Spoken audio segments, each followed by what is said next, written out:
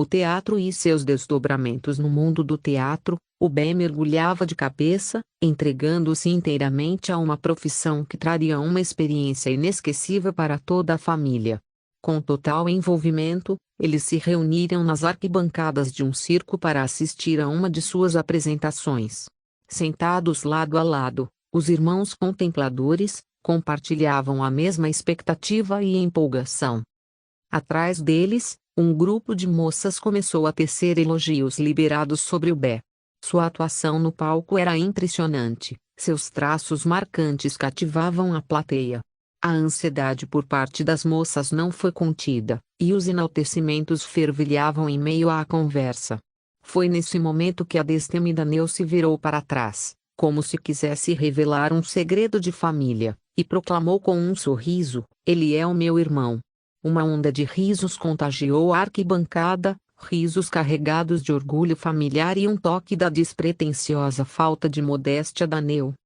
As moças, depois de rirem com a espontaneidade dela, começaram a sussurrar entre si, revelando um constrangimento compartilhado.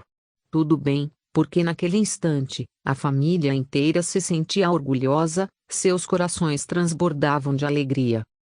Ponto. Naquela época, a casa estava cheia de adereços teatrais, incluindo uma cadeira de rodas. Essa simples peça cênica despertou uma confusão de emoções nas crianças. Neu, por exemplo, nutria um medo particular de cadeirantes, como se esperasse que eles pudessem levantar-se abruptamente e correr atrás dela. Era uma preocupação que oscilava entre susto e surpresa. Um zumbi devorador ou um milagre cômico. Na verdade, no início, as crianças sentiam uma certa hesitação, mas logo o desafio do desconhecido incitava a disputar quem teria a honra de ocupar uma cadeira de rodas. Com o tempo, a cadeira deixou de ser um objeto intimidante para se tornar um símbolo de diversão. As apostas em corridas eram lançadas e a cadeira se transformava em um veículo de desafio e brincadeira, levando-as a desvendar as próprias fronteiras da imaginação. Mas o tridente era uma história totalmente diferente. Era uma criação de Bé, resultado de uma imaginação tão fértil quanto misteriosa. Com seus 3 dentes refinados e sinistros, lembrava algo saído diretamente das trevas de horror. Quando as crianças olhavam para aquele objeto, sentiam calafrios percorrendo suas espinhas. A mãe sempre advertia: "Não toquem no tridente de seu irmão." Ninguém ousava tocar no tridente. Era como se o medo de despertar alguma maldição ou acordar algo monstruoso fosse sensível ao toque. Bé, por sua vez, estava orgulhoso de sua criação bizarra e o exibia com um ar de mistério, apreciando os efeitos de pavor que provocava nas pessoas. Ponto. A cadeira de rodas ia para todo lado e invariavelmente ficava muito tempo na Kombi. Na volta de algum lugar, resolveram parar na escola e conferir nas listas afixadas na parede os nomes de quem havia passado direto e também aqueles que teriam ficado para a recuperação.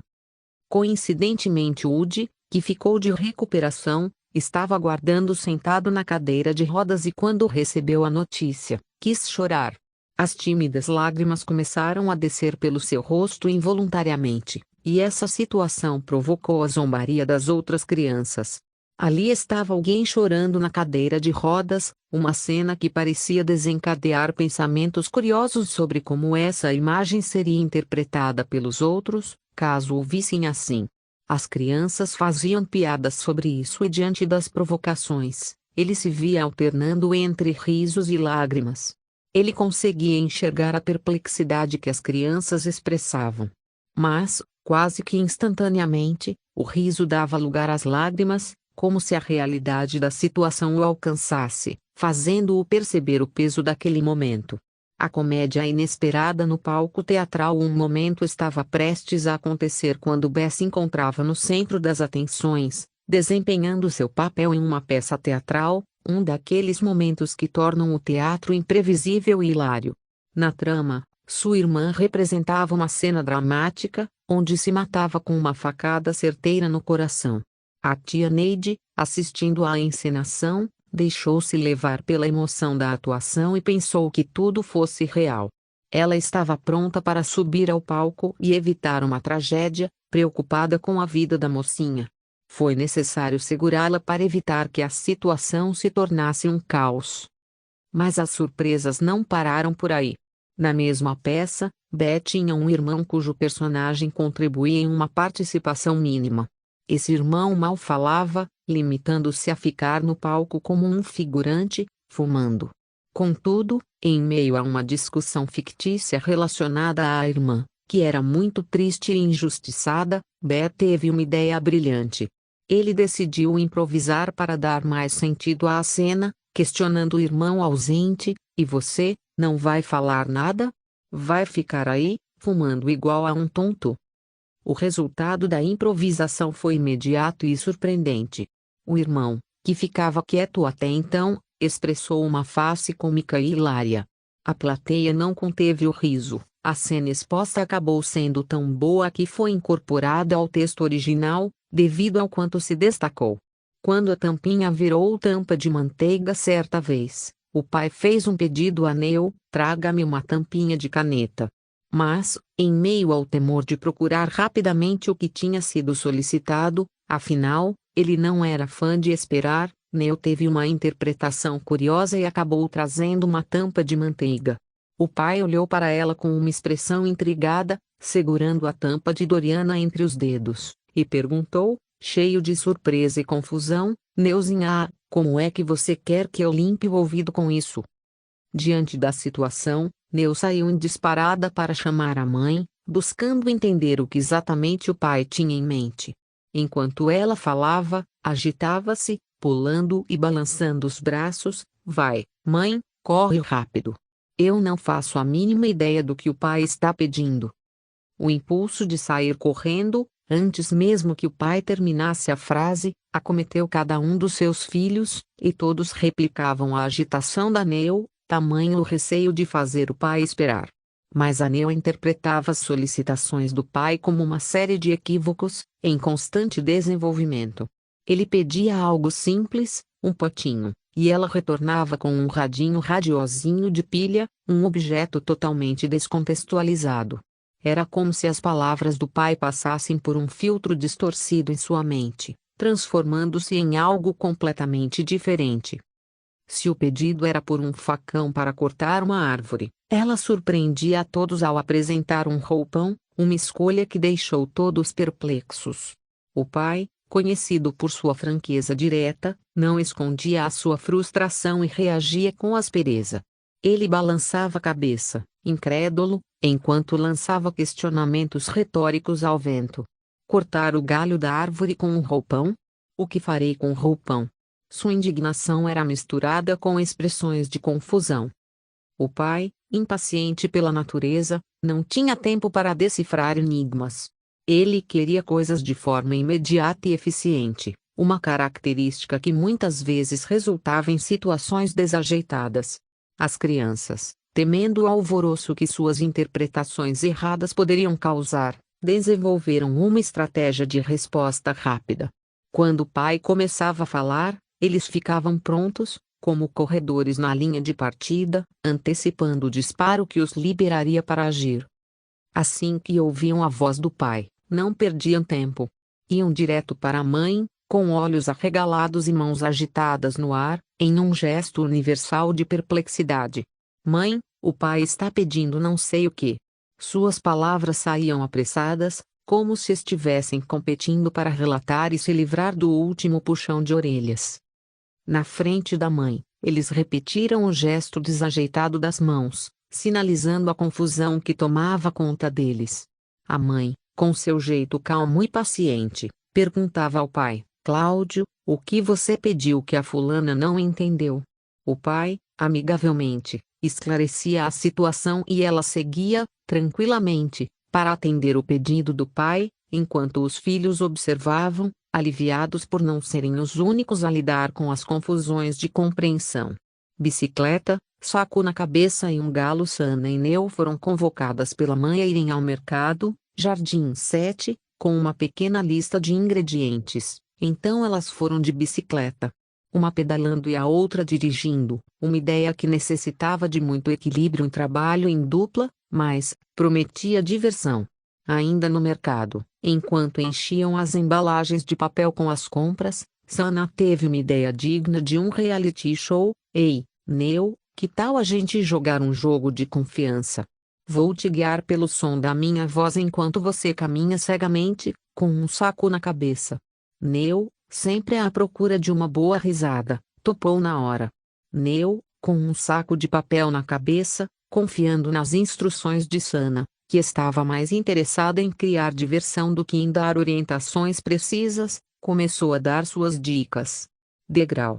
Ops, era só uma sombra, dizia ela.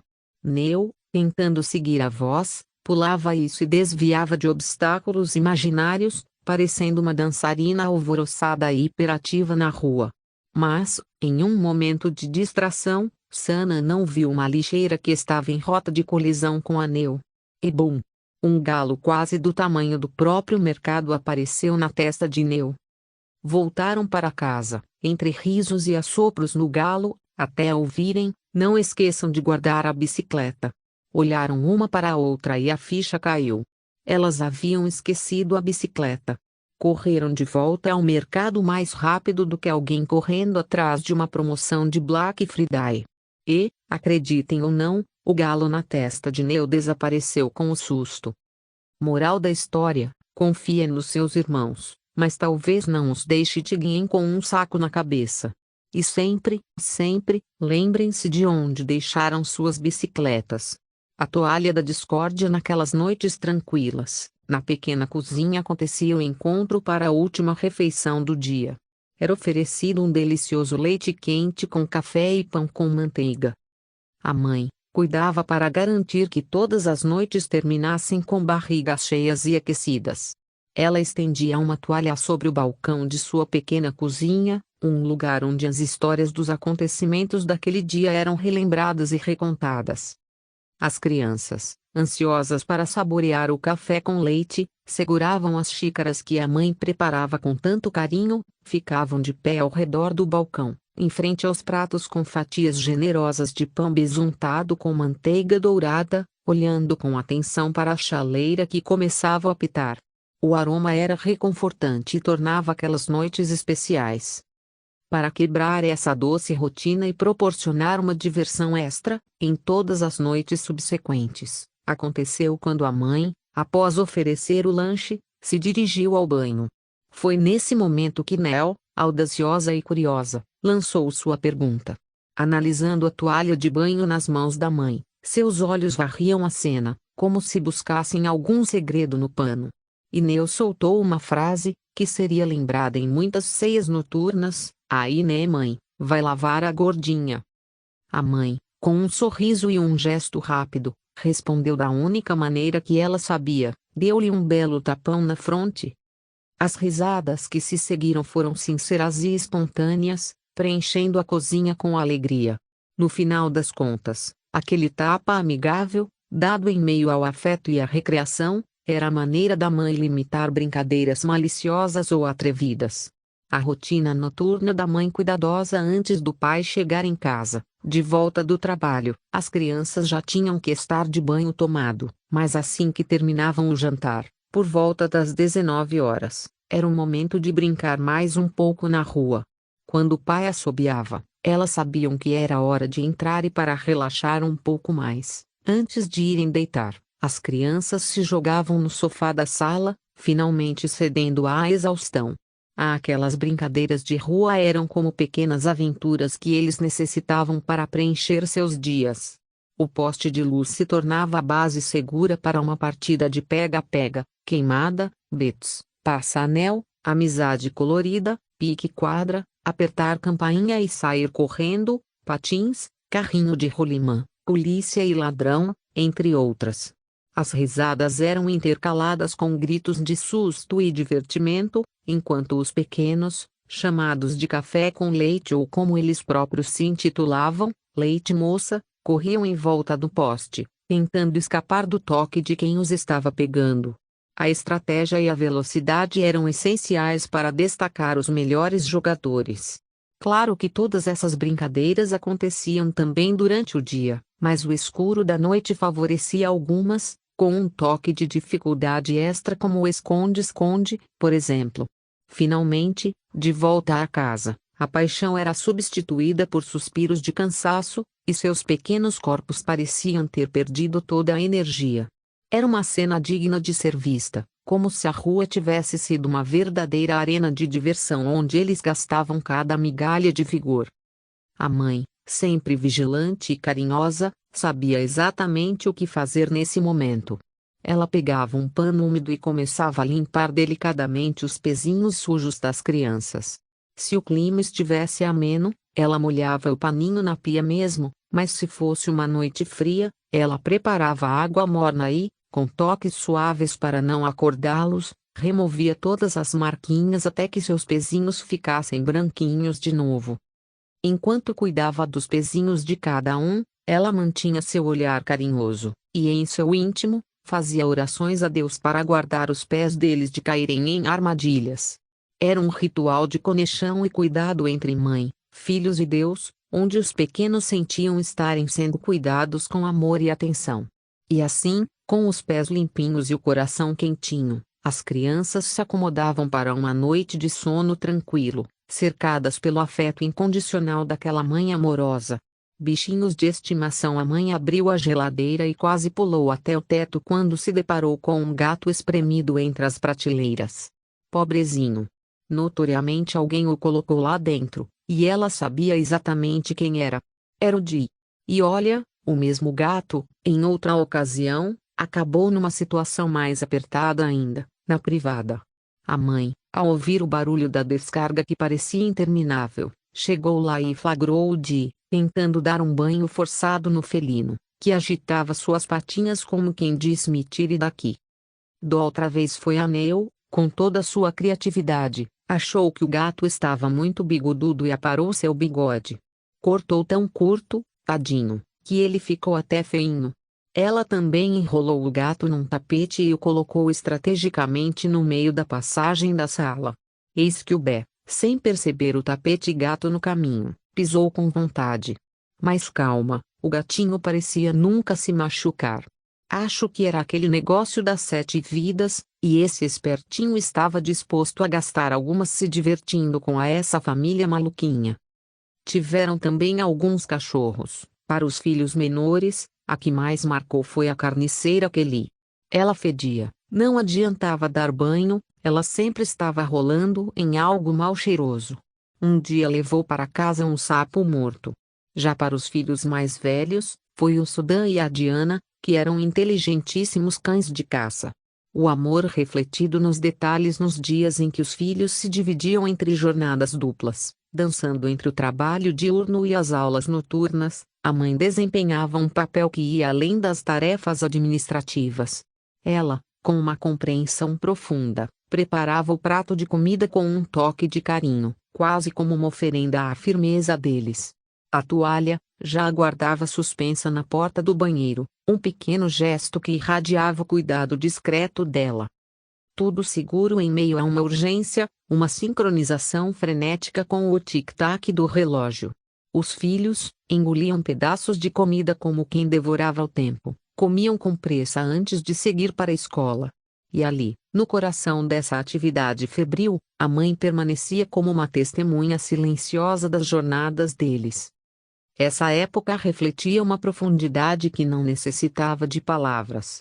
Era uma fase não apenas de correrias, mas de conquistas, ambições e imensa distância que ela procurava preencher com seu amor. E na velocidade do cotidiano, seus gestos tinham um propósito maior: reunir a família em meio ao tumulto da vida e lembrá-los de que, mesmo na correria, eles eram amados, compreendidos e apoiados. A pastelaria do japonês, o centro da cidade, exercia um fascínio irresistível sobre a mãe, e toda a semana ela tomava o ônibus na rua de trás de sua casa acompanhada por um de seus filhos. A sua alegria era compartilhar essa experiência com eles, que se revezavam para ir com ela. O destino certo no final da caminhada era a pastelaria do japonês, um lugar que se tornara uma parada obrigatória. Obrigatória, porque o ponto de ônibus ficava na frente dela. Com o filho ao seu lado, compartilhavam um costume delicioso, mergulhavam no sabor de um pastel de queijo que parecia ter sido preparado por alguém muito competente. Sentados em um banquinho, tinham que se apressar, equilibrando o prazer de cada mordida com a vigilância ao ônibus que podia se aproximar a qualquer momento. Um olho no pastel e outro no horizonte da rua Campos Sales, prontos para correr em um piscar de olhos. Contudo, mesmo em meio a esse momento fugaz, a mãe nunca se esquecia do pessoalzinho que ficara em casa. No coração dela, seria uma injustiça com os outros não desfrutarem do mesmo sabor. Então pedia alguns pastéis e esfirras para a viagem. Eles vinham envolvidos num pacote de papel manilha, cuidadosamente enrolado com fita plástica. Era a sua maneira de levar um pedacinho daquela alegria para os que ficaram. A pastelaria do japonês se tornou um tesouro merecedor de cada esforço. Caminhar por horas naquele centro movimentado, aguentar o cheiro de óleo queimado dos ônibus, valia a cada esforço, pois aqueles momentos, mesmo que breves, os ensinaram a magia que acontece quando se coloca o coração nos detalhes. Entre tapas e livros a cena era típica e acontecia sempre, uma mistura barulhenta de caos e risos. Todos os 4 filhos mais novos dominavam a sala envolvidos em brincadeiras diversas que quase poderiam incendiar a casa. A mãe e o Bé ocupavam seus lugares na cozinha. Era um daqueles dias, sabe, quando a energia de todos estava em ebulição, exceto pela Neu, que estava sossegada no sofá, entregue a um livro, alheia à explosão de vozes que vinham de todos os lados. Enquanto o Bé proclamava suas ameaças hábeis de parem de correr e gritar, "Eu vou aí, hein?", as ameaças eram indiferentes para eles. Era uma batalha entre os decibéis e a desobediência travada por irmãos que pareciam não conhecer limites. E, como se moveram por algum acordo invisível, eles de repente desapareceram no ar enquanto a Neu permanecia no sofá, mergulhada em seu mundo literário.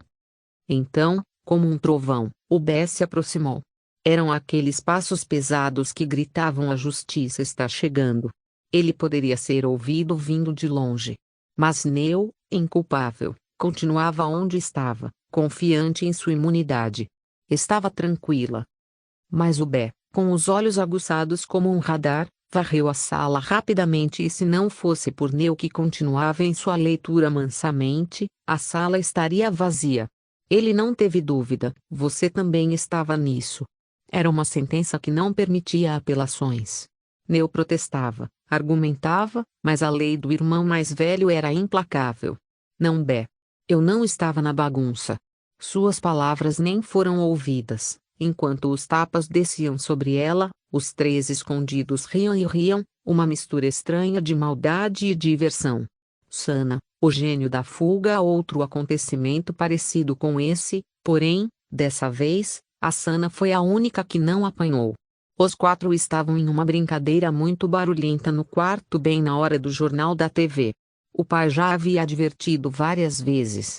Mas quando os ouvidos aguçados da Sana ouviram-no se levantar e ir em direção ao quarto, ela rapidamente se cobriu até o pescoço e virou-se para a parede. O pai, ao abrir a porta, bradou: "Vocês não estão vendo que sua irmã está dormindo? Sai já daí!" E ao passarem pela porta ao lado dele, tal, cada um recebeu um tapa na bunda.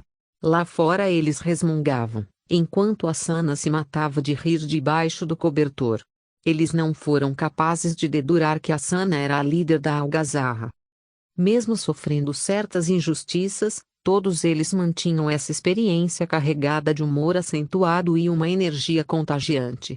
A saga dos carrinhos de rolimã. As crianças construíam seus próprios carrinhos de rolimã, improvisados, com caixotes, rodas de rolimã e até outros objetos pouco convencionais.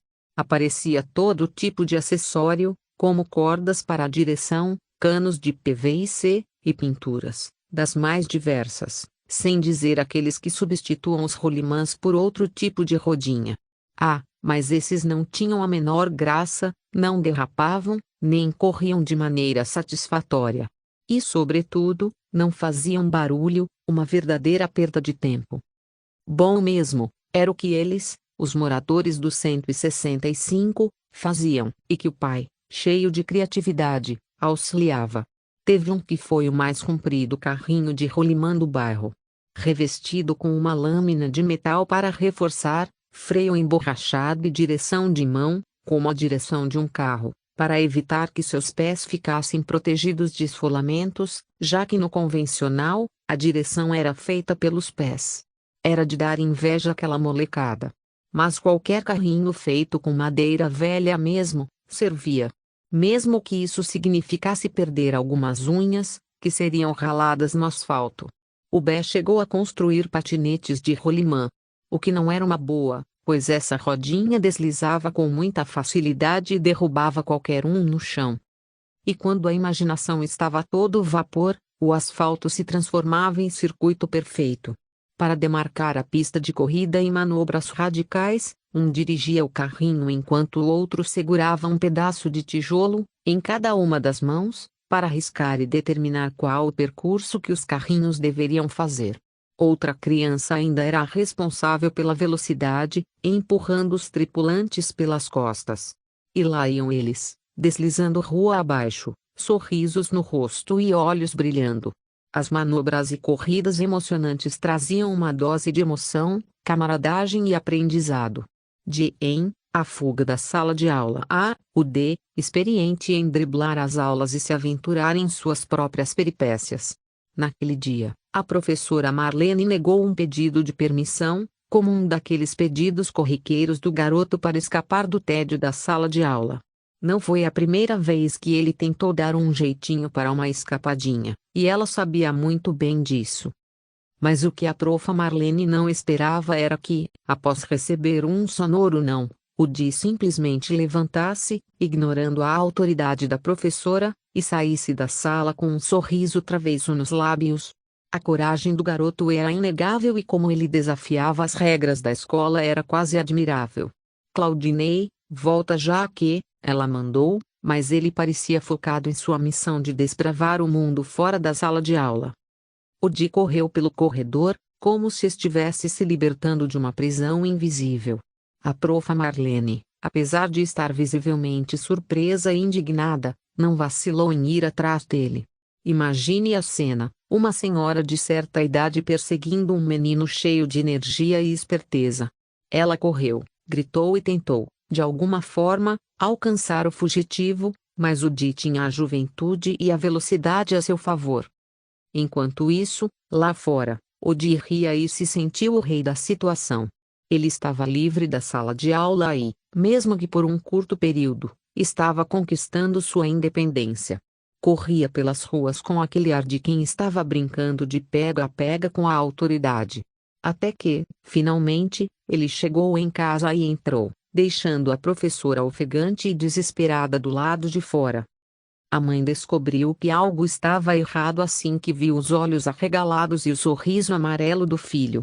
E quando a profa Marlene apareceu no portão, exausta e emocionalmente abalada, a mãe entendeu que algo maior estava acontecendo.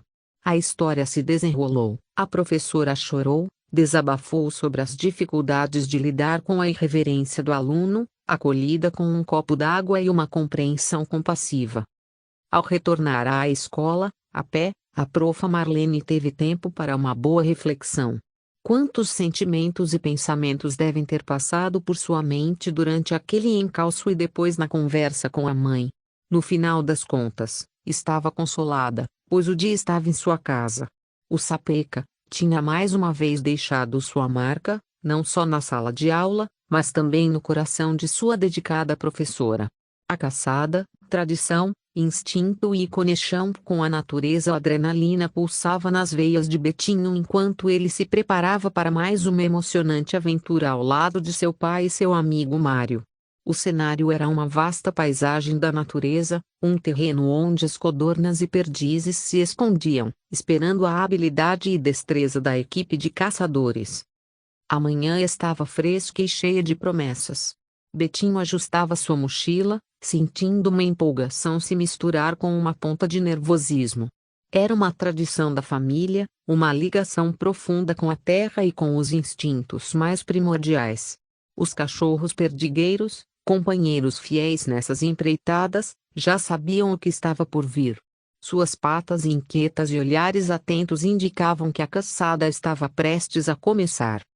A primeira parte do ritual era a preparação meticulosa dos cachorros. Esses perdigueiros eram verdadeiros profissionais em seu ofício. Comandos sutis e treinamento cuidadoso transformaram esses animais em parceiros de caça ideais. Eles podiam rastrear, localizar e apontar as codornas e perdizes escondidas nas dobras da paisagem. À medida que a equipe se movia pelo terreno, os cachorros entravam em ação. Um sinal silencioso, uma paralisação repentina indicava que uma presa estava por perto. Betinho sentiu seu coração acelerar, os sentidos aguçados como nunca. O instinto de caçador que corria em suas veias era uma herança que compartilhava com seu pai. O momento culminante chegava quando a presa era vista, o tiro ecoava, interrompendo o silêncio da natureza. E uma satisfação, a captura bem-sucedida. Daí os cachorros, mais uma vez, encontraram a ave abatida e a traziam para os caçadores. Betinho observava todos os detalhes dessa função. O cenário, os pés na terra, a habilidade dos cachorros, a precisão do tiro, tudo isso criava uma narrativa única de aventura e respeito pela vida selvagem. Essas caçadas eram muito mais do que um esporte, elas eram uma expressão da vida. Betinho e sua equipe criaram memórias que se tornaram parte da sua história. Eles compartilharam momentos de triunfo e camaradagem, fortalecendo os laços entre pai e filho, até mesmo na preparação da espingarda cartucheira. O pai, um habilidoso entusiasta de armas de fogo, possuía uma maquininha que se revelava uma verdadeira alquimia para os cartuchos. Era um dispositivo singular, dotado de capacidade de ressuscitar o poder de fogo de balas já gastas. E o Bé, só de observar, entendeu cada etapa com uma destreza impressionante. Ele calculava com exatidão a quantidade de pólvora que deveria ser inserida. Cada medida era controlada como se fosse um ingrediente precioso de uma poção mágica, pronta para sua nova missão. A batalha diária, a resistência ao banho. Sabe aqueles dias em que a resistência infantil parece impenetrável? Uma espécie de batalha silenciosa que o Di travava na hora do banho. Todo santo dia. Era como se ele acreditasse que o simples contato com a água fosse um atentado ao seu direito de brincar incansavelmente. Quando o Bé estava em casa, ele resolvia. Nem que fosse com uma sacudida na hora de enfiá-lo no banheiro e com outra para ele sair, porque depois que se molhava, não queria mais sair de lá. Desta vez o Bé não estava em casa e o pequeno rebelde estava determinado a escapar do banho. Achava que ia ser moleza. Mas a mãe, uma guerreira experiente, sabia que essa era uma luta que valia a pena travar. E assim, ela já havia calculado cada um de seus movimentos, no caso de mais uma insubordinação. Mesmo que para isso ela tivesse que usar a força, iria cumprir seu papel de disciplinadora e estava pronta para enfrentar o que vinha pela frente. Di, trajando sua mais nova camiseta de malha azul clara esportiva, era um poliéster com aberturas na trama caracterizando pequenos furos, que escorrer da ordem do banho, e a mãe não estava disposta a ceder. Com astúcia e esperança, ela avançou, agarrando o pequeno fugaz antes que ele pudesse desaparecer de sua vista. E então aconteceu, um rasgo. Quase como um grito de protesto, rompia-se a camiseta predileta dele e seu choro, simultaneamente. Era o preço de sua tentativa de escapadela, uma pequena lembrança física do seu esforço para fugir do inevitável banho. O rasgo representava mais do que um tecido partido, era um fragmento de uma batalha entre a independência infantil e o cuidado materno. Sobretudo para a mãe, o conflito, a sensação aparente de derrota, marcado pelas lágrimas nos olhos de seu filho, despertaram sua compaixão e ela com um sorriso compreensivo o abraçou, e prometeu comprar outra camiseta igual àquela. Cumpriu sua promessa, 40 anos depois, kkkk. As botas de Di. A infância de Di foi marcada por pequenos atos de rebeldia, uma tentativa constante de desafiar as restrições do mundo adulto. Um desses atos, notavelmente curioso, estava ligado às suas botas ortopédicas. Ele as enxergava não como um aliado, mas como uma prisão para seus pés inquietos. Di raspava suas botas contra o cimento com uma força desafiadora, como se estivesse buscando libertar-se do incômodo que elas representavam. Com o atrito constante, finalmente resultava no desgaste antecipado das solas e quebras dos cadarços, o que permitiam a ele lançá-las longe com um gesto de desprezo. Di estava ferrenho a remover qualquer traço das botas que o prendiam, não importava quanto dinheiro ou expectativas foram investidas. Ele se recusava a ceder à imposição do desconforto. Sua postura era firme. Era uma afirmação silenciosa de que ele não seria forçado a usar algo que o incomodava. As visitas ao Dr. Show, em sua busca por uma solução, tornavam-se uma rotina inacabada. O progresso do tratamento estava fadado a permanecer indefinido, pois a resistência de Di era um muro impenetrável. Desnudando a infância no esconderijo da memória, um episódio da infância de Di fica como uma das histórias que iluminam o passado com um toque de reflexão. Era uma época em que o mundo despertava com a luz do amanhecer, quando as aventuras da vida pareciam vibrar com uma urgência inigualável. E dentro desse cenário de possibilidades infinitas, Di, o pequeno indisciplinado de sorriso abundante, protagonizava um episódio que nunca deixaria de nos surpreender. Era uma rotina que ele abraçava com alegria, um ato de desprendimento ou simplesmente a busca pela liberdade incondicional que só a infância poderia proporcionar. Bem cedinho, quando os primeiros raios de sol acariciavam a paisagem, Di acordava. Seu espírito inquieto ansiava por explorar o dia que nascia, com entusiasmo. A porta da casa, antes trancada, era destrancada por ele com total facilidade, mas caso o vidro estivesse quebrado, o que sempre acontecia, Di passava por ele. Toda semana o pai trocava, mas nunca conseguia descobrir quem o quebrava. Interessante que neste caso ele não ficava bravo, nem quando a Simone arrancava o perfeito acabamento que ele fazia com a massa de fixação, para brincar de massinha. Era uma passagem para um mundo onde não havia regras. E então, com uma modéstia inimitável, ele se libertava das suas próprias roupas, espalhando-as no chão. As peças iam sendo arremessadas conforme ele se dirigia à rua, totalmente nu. Manhã após manhã, a mãe acordava com a surpresa, o espanto e a preocupação que se fundiam em uma cara feia, vendo a bagunça das roupas no chão. O pequeno Di virava um aventureiro, sem limites, sem nem ligar para as normas. Ele entendia que a liberdade era jogar as roupas no chão e se sentir solto, tipo, uma lição sobre como o mundo é louco e a gente tem que explorar mesmo. Indinho C de Areia, era seu apelido infantil, dado pela mãe. Porque ele vivia bronzeado, por inteiro, isto é, sem marquinhas, e também, porque quando ela ia lavar seu bumbum, tinha muita areia entre as bandas. Mais crescido ele passou a ser Di Rei, por um escrito que fez no poste, Di o Rei, mas ele não deu os devidos espaços e leram tudo junto. Por causa disso, para Aneu ele virou Oreia. Mas já foi o gordinho, Dinei, até que virou o coitadinho. Di ganhou um apelido de destaque na reforma da casa da mãe. Enquanto Luiz e Bé suavam para retirar uma tinta antiga, lixar e preparar uma peça, Di, sentado, observava com interesse, como quem estudava o trabalho que eles faziam fervorosamente. Eis que, num breve intervalo para recarregar as energias, Luiz e Bé se distanciaram um pouco e a mãe fez uma entrada arriscada no canteiro das obras. Seus olhos refinados capturaram a cena, Luiz e Bé descansando e Di assumindo sozinho os pincéis e a pistola de pintura.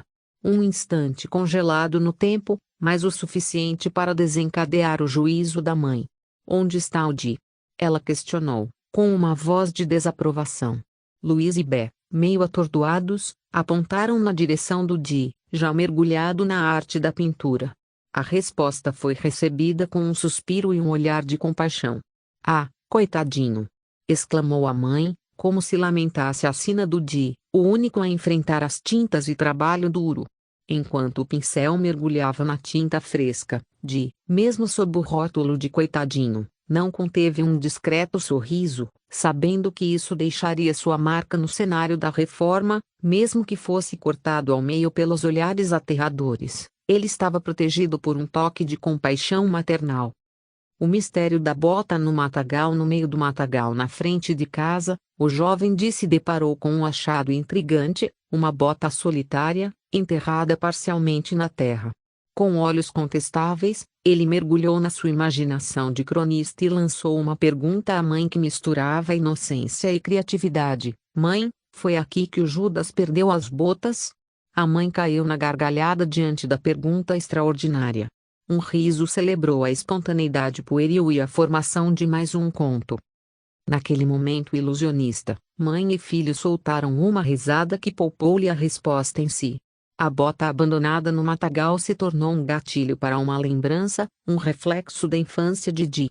A pergunta dele foi mais do que uma busca por respostas, foi uma forma de chamar a atenção da mãe e marcar-lhe o coração com essa risada partilhada, apertada com um laço de entendimento e cumplicidade. Essa bota perdida no matagal se tornou um símbolo que brilharia como uma alegria na correnteza do tempo. Faxina caótica, uma história de determinação e tolerância. A divisão de tarefas para a limpeza da casa era clara. Sana cuidava dos quartos, enquanto Aneu assumia a sala, a copa e os banheiros. Simone, por sua vez, não tinha obrigações fixas e ajudava apenas quando tinha vontade. No entanto, a sua exclusão constante gerava raiva, especialmente em relação a Aneu, que era habilidosa na limpeza e realizava as suas tarefas com rapidez. Enfrentavam diversas dificuldades durante o dia da faxina. Di adorava jogar futebol usando seu quichute preto, que acumulava montanhas de barro sob ele. Mesmo com a casa limpa e encerada, ele parecia não perceber a sujeira que deixava para trás. Apesar de quererem esganá-lo, ele pulava pelo local, tentando não sujar, mas ocasionalmente deixava seu rastro de lama. Isso as forçava a limpar tudo novamente.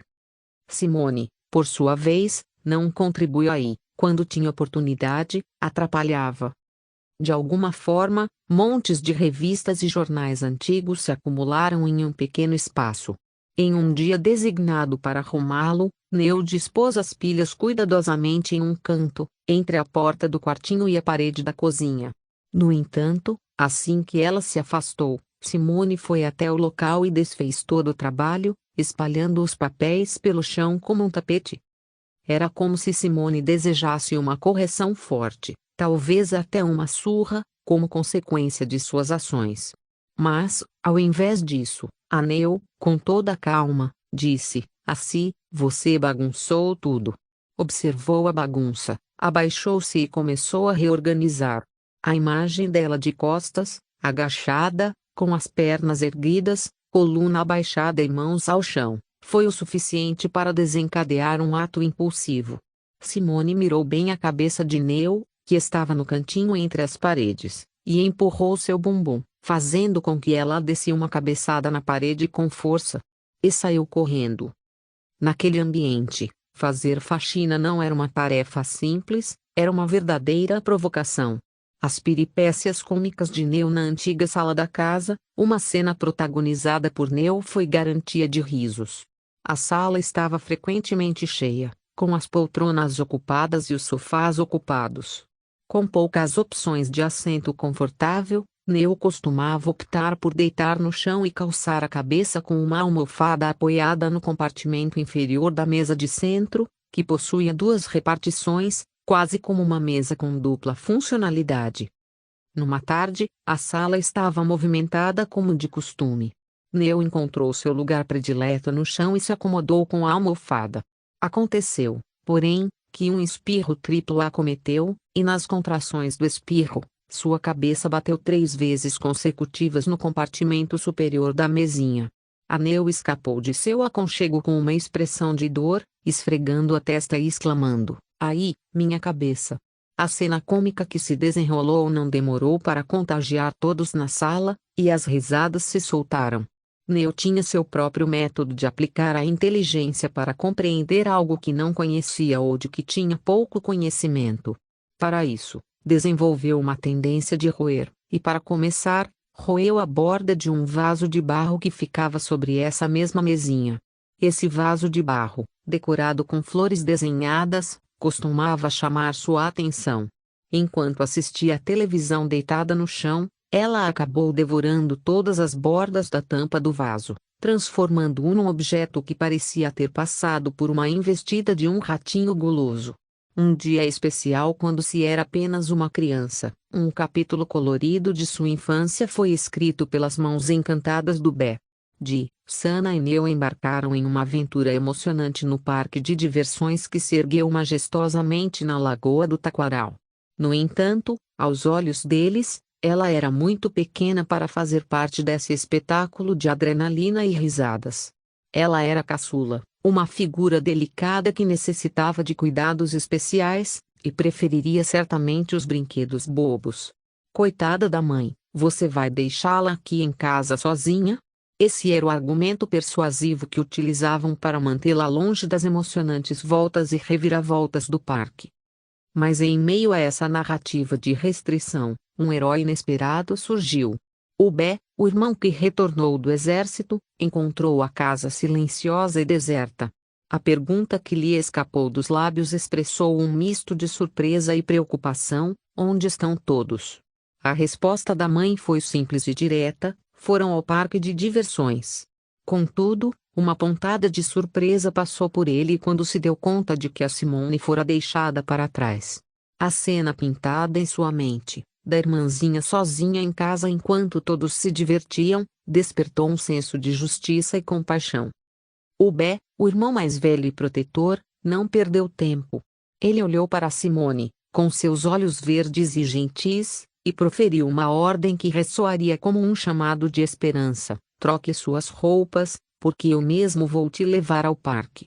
Essas palavras eram mais do que um convite, eram uma promessa de novos horizontes a serem explorados, de descobertas que ela aguardava pacientemente para serem desvendadas. A alegria da Simone transbordou. Não era apenas a perspectiva de aproveitar os brinquedos do parque que a preenchia de entusiasmo, mas a presença do seu irmão soldado. Ele era uma figura de força e proteção em sua vida, e agora estava ali, pronto para acompanhá-la. Ele era como um cavaleiro em armadura reluzente, um salvador que havia escutado o seu desejo silencioso e transformado em realidade. De mãos dadas, eles entraram no mundo mágico do parque. Um tumulto de cores, sons e risos foi intensificado pelo caloroso sentimento de companheirismo entre os irmãos. Ele a guiou por labirintos de emoções e aventuras, proporcionando uma experiência que ela guardaria para sempre. Na mente de uma criança, ter um irmão tão carinhoso e atencioso foi uma solução incrível. Ela personificava força, autoridade e poder, e sua simples presença bastava para transformar cada luz colorida daquele parque em uma história extraordinária. Aquele dia, o parque de diversões tornou-se uma terra de maravilhas não apenas devido às atrações deslumbrantes, mas porque o Bé, o irmão que se importava, estava ao seu lado, guiando-a em meio às oportunidades da vida.